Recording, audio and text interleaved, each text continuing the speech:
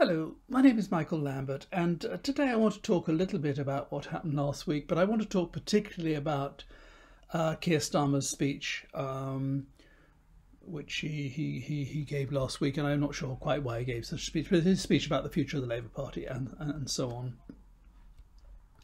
But before I do that, if you haven't already subscribed and you wouldn't mind doing so, I'd be very grateful, or if you approve of what I have to say, if you wouldn't mind hitting the like button, I'd appreciate that. Now, those of you who've been kind enough to watch my videos in the past will know that I've never been a great fan of Boris Johnson, and I've been saying for a very long time that I thought sooner or later he would go.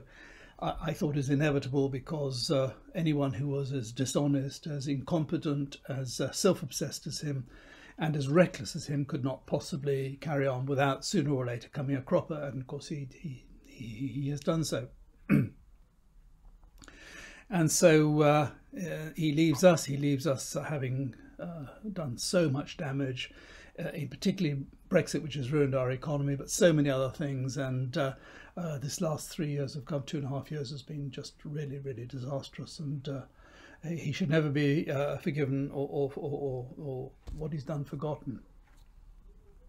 But I don't have a lot more to say about it. There's a lot more to say, except for the fact that we're going to now be looking for another Prime Minister, and all the old folks, all the twin sets and the colonels and the shires will all be deciding who they fancy. And it seems very odd that in a huge modern democracy of 66 million people, you end up with 100,000 old folks who happen to be Tory supporters choosing our new Prime Minister, especially since they're much influenced by 3 or 4 newspaper proprietors. But that's the way it is, and that's what we have to put up with, I'm afraid.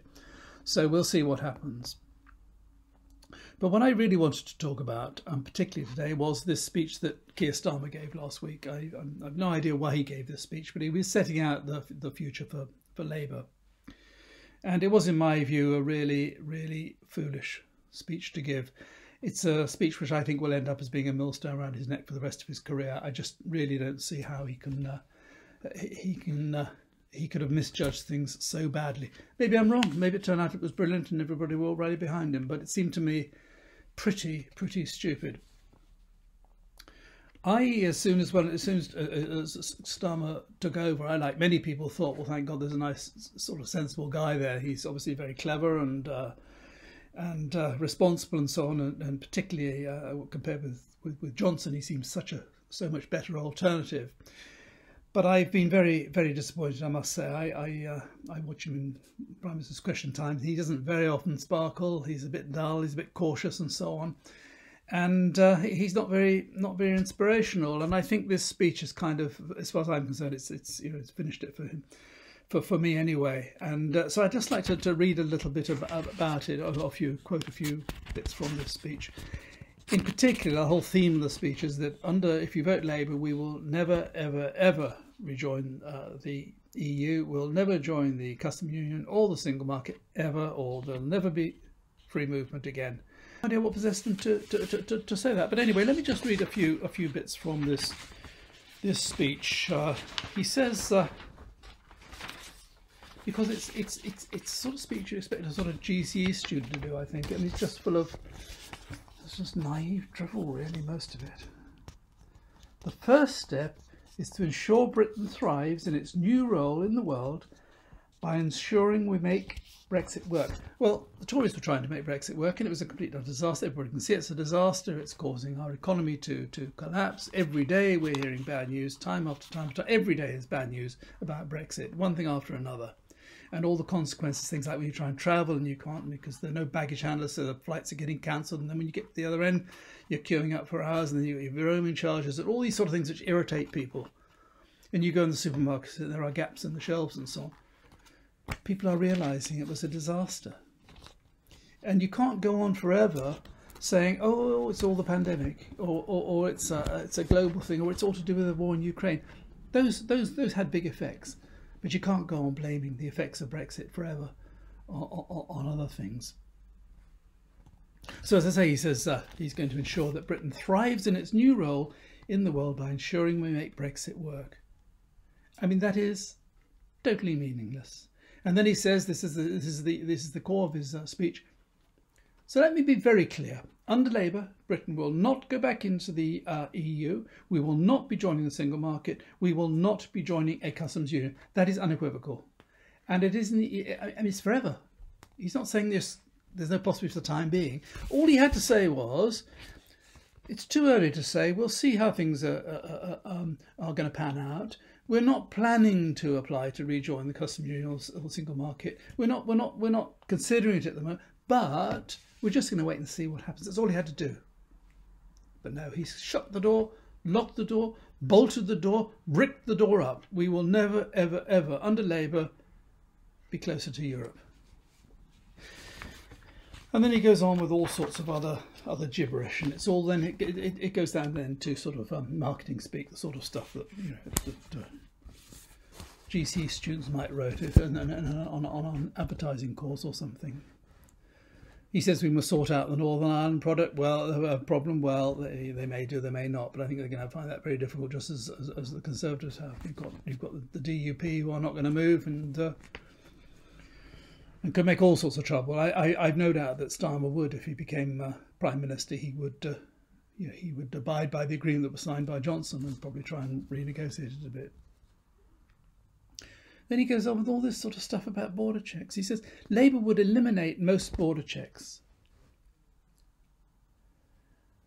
And he says the second step we would take is to tear down unnecessary barriers. The Tories haven't created any barriers. The barriers are there because we are outside of the EU. The EU is protected by trade barriers. We haven't got any barriers. If people from the EU want to export to the UK, it's all open. Just put it on the lorry and drive it in. But they've put up their borders, which always exist. Those borders now apply to us as before. He can't tear them down. How can he tear them down? What is he talking about? There are no borders to be torn down. Then he says, he talks a bit about, apparently in the Thames there's a great big couple of islands of sludge and muck and stuff and lots of wet wipes and all the rest of it. And apparently they're causing a bit of an obstruction to shipping occasionally. And so he says, you couldn't imagine a better metaphor for the Tory Brexit deal. They've created a hulking fatberg. Fatberg that's his sort of catchphrase. That's the one he wants to copy. Johnson have some sort of clever word in there that has been made up. Fatberg. That's because this big thing is floating in the Thames. It's got a lot of fat in it. Anyway, this they have created a hulking fatberg of red tape and bureaucracy. One that is hampering the flow of British business. It's absolutely right. Bureaucracy is hampering the flow of British business, but the Tories have not created it. What has happened is we have left the EU and we have to abide by whatever bureaucracy they want to impose on us. There's nothing to tear down, Keir. Nothing. We're going to unclog the arteries of our economy and allow trade to flourish once more.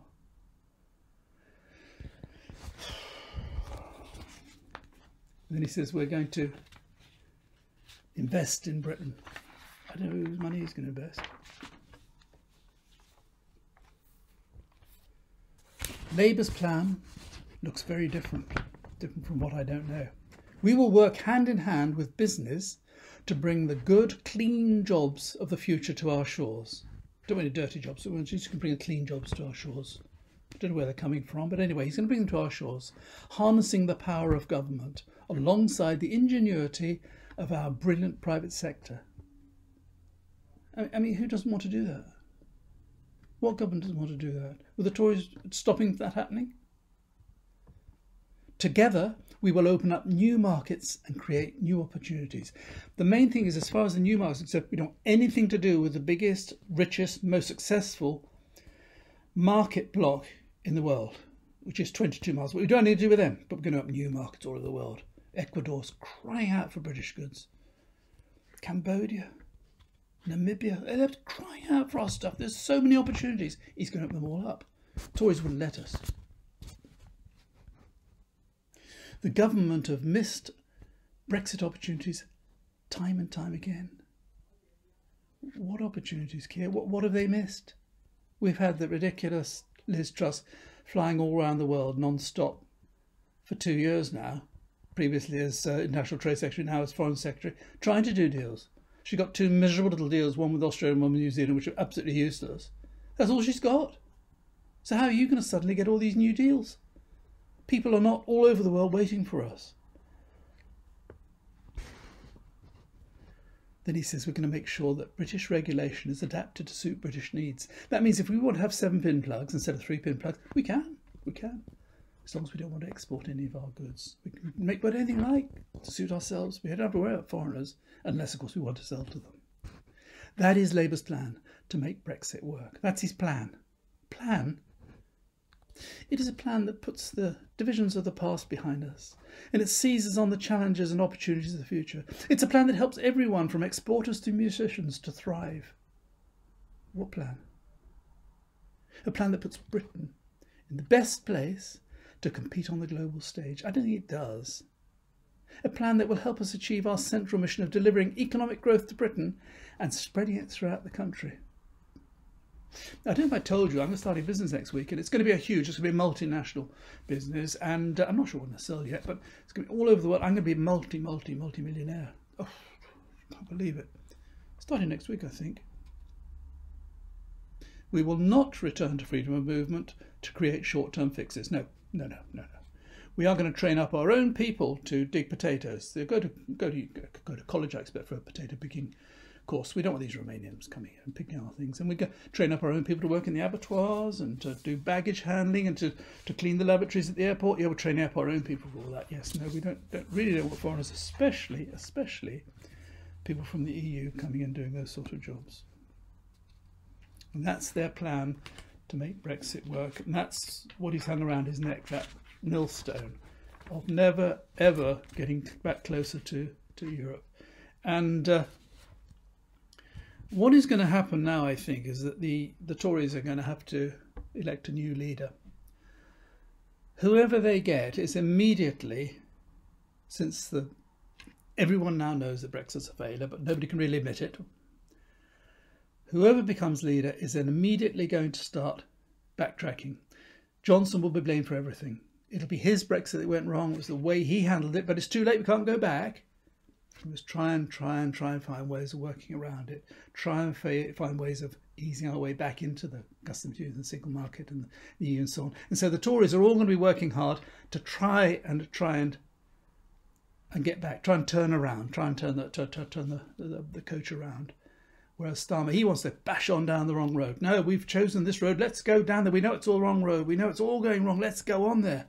We never wanted to come this way. None of us wanted to come this way. The whole shadow cabinet, 20 people, all Remainers. No. We've decided to go the wrong way. Let's bash on the wrong way. With all this hairy-fairy marketing rubbish about what they're going to do to make us a big and strong, successful economy. And of the, incidentally, of the candidates for Conservative leader that we know of so far, you've got Sajid Javid, a very keen Remainer. You've got Liz Truss, an ardent Remainer. You've got Ben Wallace, who is the favourite at the moment, apparently. Very, very strong Remainer. You've got little Grant Shapps, who's got no chance whatsoever, but he's a Remainer as well. So chances are you're going to have a Remainer as Prime Minister in a minute. And people want to say, well, at least the government's trying to undo what Johnson has done, all these terrible things that Johnson's done. At least the government now, the new Prime Minister, is trying to undo some of that stuff, trying to sort things out with the EU. But Keir, he's bashing on down. No, we've decided Brexit, we got to go for it. And there are people who say that he's doing this. There are people who say, well, this is all part of a cunning plan. What he's going to do, because he's worried about losing these people in the Red Wall seat, so what he's going to do, he's going to say he's pro-Brexit, because he doesn't want to upset all these people. And then when he gets in, he's going to say, oh, the things aren't quite as good as we thought. Oh, row back now. But he said it. He said it here. It's there. Never again are we going to go into the EU. Never again customs union single market. So he can't move. And it's quite interesting, this. YouGov have been running a poll, weekly poll, ever since Brexit. They've run it now for 6 years. And they ask a group of people, do you think we were right to leave the EU or were we wrong? Now, back in the beginning, back in, say, May 21, 45% of the people thought we were right, 44% thought we were wrong. And since then, it's gone along like that, more or less steadily. This year, because things are all going wrong, we can all see now, because the pandemic's over, or it's supposed to be over anyway, and because you can't go on and on about Ukraine causing all these problems and supply chains and all that stuff, and we all know about that. We're all learning to cope with those things. But now it's getting all this bad news. In May of this year, it was 45-44. 45 right, 44 wrong. Last week, 36% thought we were right, 50% thought we were wrong, 14% weren't sure. So at least half the population, at least on these figures, thinks we were wrong to leave the EU. And obviously they would prefer it if we could get back nearer, at least things could be as they were before, because obviously if they think it was wrong, they must think things are worse now than they were. Now, if you look at the people who still think it was right that we left, the 36%, quite a lot of them are going to be Tories, aren't there? We all know the Tories who the xenophobes, the people who just hate foreigners, who don't want anything to do with Europe. Quite a lot of Tories like that. So of that 36%, quite a high percentage are going to be Tories. So what you're left with, suppose even only half of them were Tories, you left the other half, say, Labour. So you've got something like 18%. 18% of the entire population are Labour voters who still think it was right to leave the EU. And that's who Starmer's going for. He has sealed his future, sealed the Labour Party's future as pro-Brexit, people who are going to do nothing but try to make the best of Brexit in order to appease 18% of the population, give or take. It's crazy, absolute madness.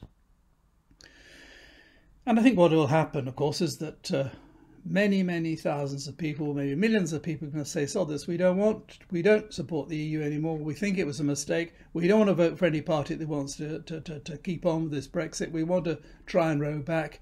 We'll vote for the Liberals or we'll vote for the Tories." And the Tories are going to pick up a lot of votes now if they have a leader who's remotely reasonable. Reasonable, I know, but if the new leader, the new Prime Minister is remotely reasonable or seems to be listening at all, a lot of people who've deserted the Conservatives because of Boris Johnson have come flooding back, and Starmer's going to be left high and dry with his pro-Brexit commitment.